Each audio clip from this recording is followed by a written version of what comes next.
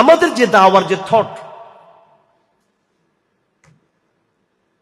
আমাদের যে দাওয়ার যেটা থট, আমাদের দাওয়ার যেটা কাজের পদ্ধতি এবং বৈশিষ্ট্য, সেটা হলো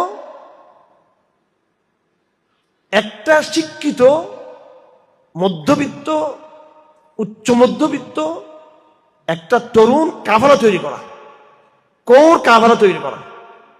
তবলিগেরটা আমি ইন্ডিভিজুয়ালি বলছি, এটাতে আমরা আমাদের সমর্থন আছে, এটা আমি জানিয়ে দিলাম। আমরা ইন্ডিভিজুয়ালি আমরা এটা করতে থাকবো, ইন্ডিভিজুয়াল, এটা ব্যক্তিগত জায়গা থেকে, ইনফরাদি ভাবে সবাই যার যার জায়গা থেকে করতে পারবো।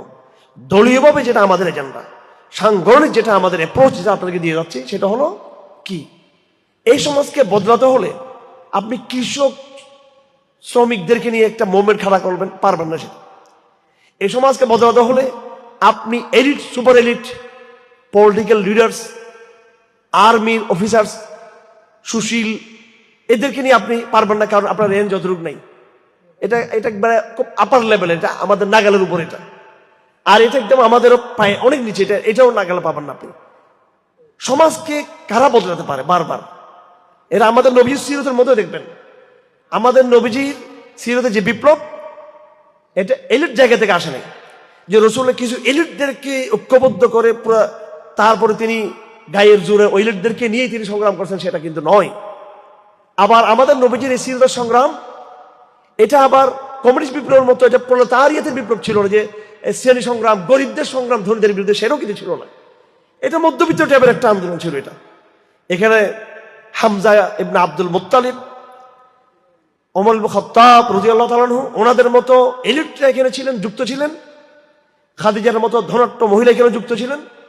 এখানে আম্মার বিন ইয়াসিরের মতো, সোহাইবে রুমির মতো, আব্দুল্লাহ ইবনে মাসউদের মতো, হযরত বেলাল হাবশির মতো একেবারে গরিবের চেয়ে গরিব দাস যারা, তারাও কিন্তু, আবার যারা রাখাল, এরাও কিন্তু এই আন্দোলন একদম অগ্রভাগে ছিলেন। তারা কিন্তু এই আন্দোলনকে আপনি বলবেন নিম্নবিত্ত?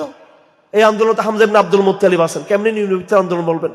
এই আন্দোলনকে আপনি বলবেন যেটা উচ্চবিত্তের ইয়ে ছিল, এলিট ইয়ে ছিল, এলিট সিস্টেম ছিল পরিবর্তনের, সেটাও বলতে পারবেন না, কারণ এখানে বেলালের মতো লোক, এখানে বিশাল কান্ডারি ছিল এই আন্দোলনের, এই সংগ্রামের, বলার সুযোগ নেই। আমরা এই সমাজকে পরিবর্তন করতে চাই। এই এলিটরা, ব্যবসায়ী এলিট, পলিটিক্যাল এলিট, ব্যুরোক্রেসির এলিট, অর্থাৎ আমলাতান্ত্রিক এলিট, আর্মি, এই পুরো এলিটটা কিন্তু দেশ চালাচ্ছে।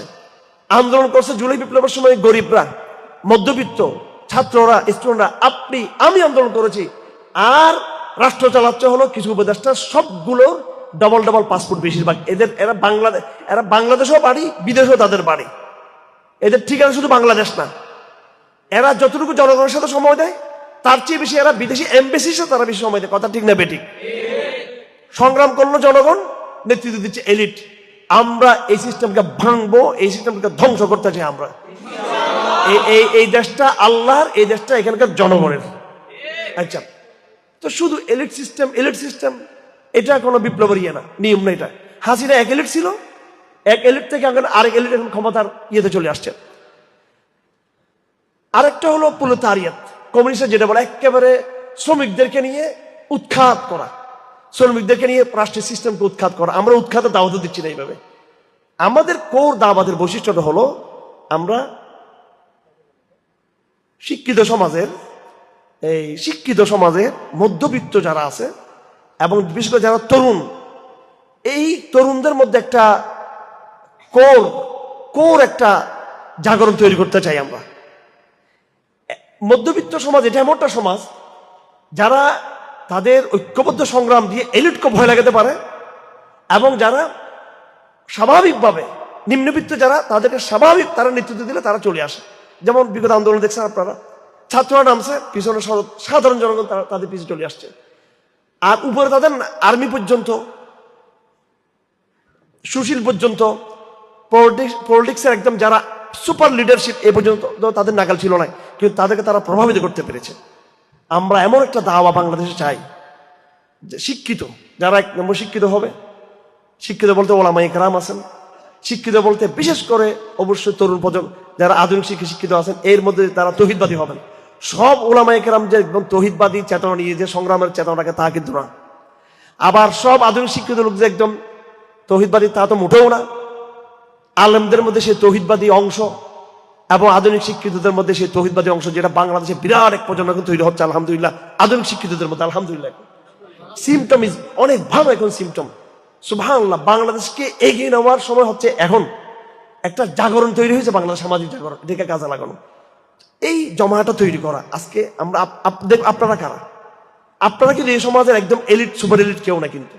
আবার আপনারা কিন্তু এখানকার একেবারে প্রলেতারিয়ত, যাদের কোনো শিক্ষা নেই, দীক্ষা নেই, টাকা নেই, অর্থ নেই, একেবারে নিরহ, এটাও না কিন্তু। একটা মধ্যবিত্ত একটা অবস্থান আপনাদের আছে।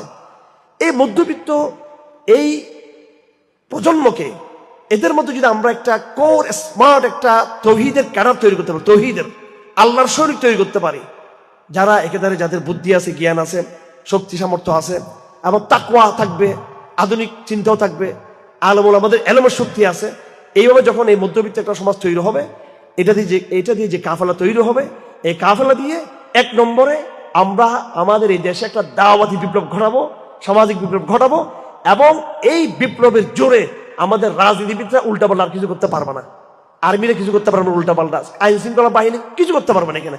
কারণ এখানে বিপ্লব হয়ে গেছে, এখানে তরুণদের হাতে নেতৃত্ব, তখন তরুণদের একটা প্রেশার গ্রুপে চলে গেছে। এরপরে আন্তর্জাতিক যে আগ্রাসন, ভারতীয় আগ্রাসন, মায়ানমার আগ্রাসন, এর বিরুদ্ধে আমরা সামরিক আগ্রাসনের জবাব আমরা সামরিক পন্থাই দিব একসময় ইনশাআল্লাহ। এটা হচ্ছে জিহাদের মিশন। এই বিষয়গুলো আমাদের বুঝতে হবে। আমাদের যে প্রজন্ম, এই প্রজন্মকে তৈরি করা, এই এই এই প্রজন্মটার বৈশিষ্ট্য, তারা মাঝামাঝি একটা বৈশিষ্ট্য তাদের। আপনাদের কাজ হবে, আপনাদের যে দাওয়াত, আমাদের দাওয়াতের যে বৈশিষ্ট্য থাকবে, এই দাওয়াতের বৈশিষ্ট্যের মধ্যে আমাদের টার্গেট গ্রুপ হচ্ছে no elite, no proletariat. Target group, আমাদের টার্গেট গ্রুপ হচ্ছে মধ্যবিত্ত। এবং এখানে আবার খুব বেশি সংখ্যার দরকার নেই কিন্তু, খুব বেশি সংখ্যা, কারণ আমরা তো নির্বাচন করতেছি না যে আমাকে তোমার ভোট দরকার। এখানে আমরা সমাজকে নিয়ন্ত্রণ করতে চাই, সমাজকে প্রভাবিত করতে চাই, রাষ্ট্রকে প্রভাবিত করতে চাই। এই জন্য এই অল্প লোকগুলো প্রচন্ড মাত্রার মুত্তাকি হতে হবে, প্রচন্ড মাত্রার বিশুদ্ধ আকীদাবাদী হতে হবে, প্রচন্ড মাত্রার দায়ী হতে হবে, প্রচন্ড মাত্রায় জিহাদের চেতনাকে ভিতরে লালন করতে হবে, এবং তারা খুবই শিক্ষিত হবেন। আধুনিক সমস্ত কলাকৌশল তারা বুঝবেন, তাদের ভাষা, তাদের জ্ঞান, তাদের শিক্ষা, এগুলো তাদের মধ্যে থাকবে। আলেম, ভালো আলেম হবেন, জেনারেল শিক্ষিত যে সে ভালো জেনারেল শিক্ষিত হবে। এরা অল্প হলেও যেহেতু তাদের একটা চিন্তা আছে, তাদের একটা কোর সিলেবাস আছে, তাদের একটা সেন্ট্রাল লিডারশিপ আছে, সুতরাং এই স্মার্ট এবং মুত্তাকি, অলসো মুত্তাকি এই জমাকে কেউ দাবাতে পারবে না কেউ।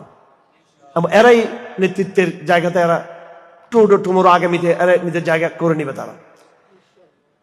এটা হলো টার্গেট গ্রুপের কথা।